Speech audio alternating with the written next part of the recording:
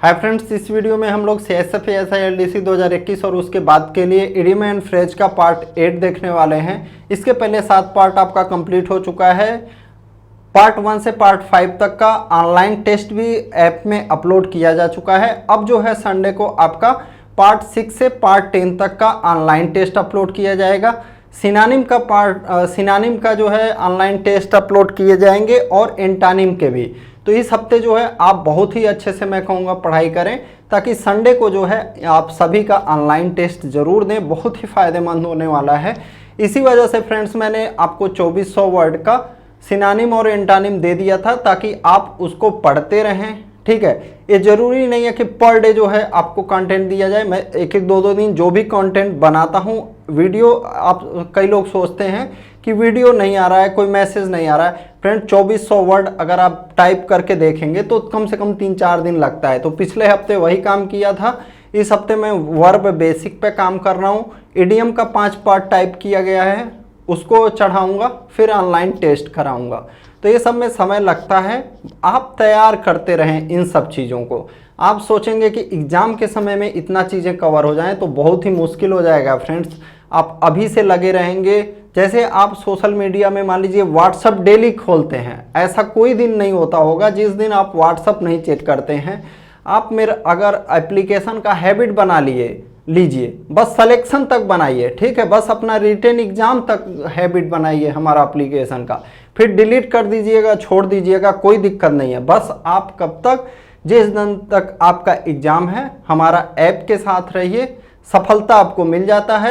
हमारा ऐप को डिलीट करके किनारे करिए, हमें अच्छा लगेगा कि आप जो है सेलेक्ट होंगे।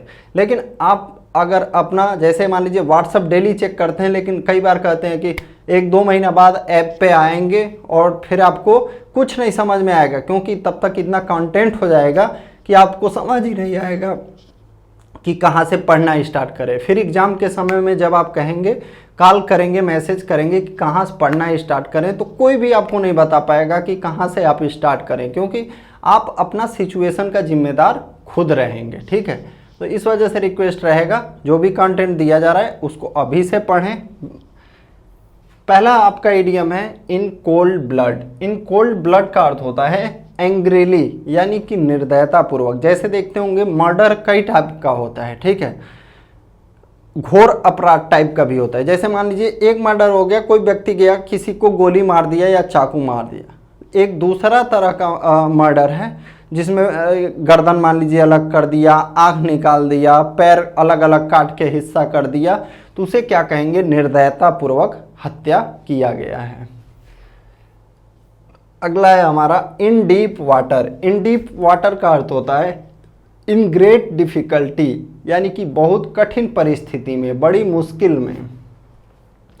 इन harmony with. In harmony with का अर्थ होता है किसी के साथ सहमत होकर कोई काम करना, यानी आपका उससे क्या हुआ है? एग्रीमेंट हुआ है। In high spirits. In high spirits का अर्थ होता है full of hope and enthusiasm, उत्साह से भरपूर। In the blink of an eye. जैसे आपका पलक झपकता है किसी का भी, तो देखते होंगे बहुत ही माइनर समय लगता है, तो वही कह रहा है पलक झपकते ही, within a very short period of time, यानी कि बहुत ही कम समय में।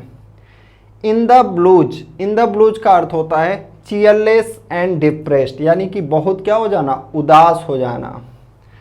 इन द डार्क क्या हो जाएगा? इन इग्नोरेंस, यानी अज्ञानता। आपको उस चीज़ के बारे में क्या है? कोई ज्ञान नहीं है, कुछ भी पता नहीं है।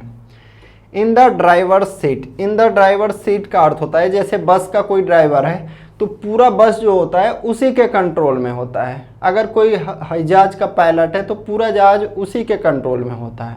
तो यहाँ कहने का मतलब यही है कि कोई कंडीशन या कोई सिचुएशन पूरी तरह से आपके नियंत्रण में होना। इन चार्ज और in control of A situation, यानी कोई स्थिति का आपके पास पूरा नियंत्रण है।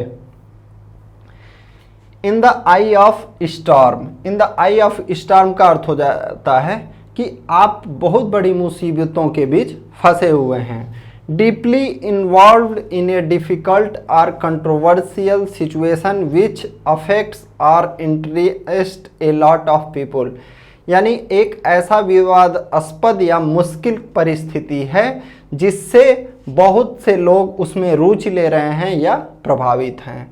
Be in the middle of a difficult situation, यानी किसी कठिन आपका स्थिति या परिस्थिति में फंसे होना। इन द गुड बुक्स होता है किसी के फेवर में होना, यानी किसी का पक्ष देना, किसी के साथ में होना। इन द लॉन्ग रन का अर्थ होता है इवेंचुअली, यानी कि आखिरकार, अंततः। इन द नीक ऑफ टाइम, जैसे मान लीजिए आपको एक टास्क दिया गया कि आपको 5 मिनट में वो टास्क पूरा कर देना है और आप एकदम 5 मिनट में ही उस टास्क को कंप्लीटली 4 मिनट 59 सेकेंड से 5 मिनट के लगभग में पूरा कर पाते हैं, तो उसे क्या कहा जाएगा? Just in time at the last possible moment, यानी एकदम अंतिम सही समय पर। इन द रेड का अर्थ होता है खतरे में होना, यानी डेंजर में होना। इन द सोप, मुसीबत या परेशानी में होना, to be in trouble. In the teeth of का अर्थ होता है किसी के प्रत्यक्ष विरोध करना या विरोध में होना। In spite of something, directly against, यानी प्रत्यक्ष रूप से किसी का विरोध करना। In direct opposition to. Ins and outs का अर्थ होता है किसी चीज़ के बारे में आपको पूरा पता है, पूरा विवरण पता है।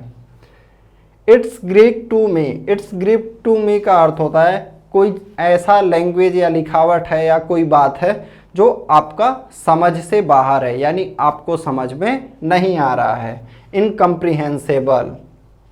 इट्स नॉट रॉकेट साइंस, जैसे आपको कोई आसान सा टॉपिक समझाने की कोशिश कर रहा है, अगर मान लीजिए हमें नहीं समझ में आता है तो सामने वाला क्या बोल देगा, क्या ये चीज़ आपको नहीं समझ में आ रहा है, इसमें तो कोई रॉकेट साइंस भी नहीं है, यानी एक कोई बहुत मुश्किल काम नहीं है, एक कोई बहुत मुश्किल चीज़ नहीं है, ये तो साधारण चीज़ है। तो क्या हो जाएगा? Used to say that you do not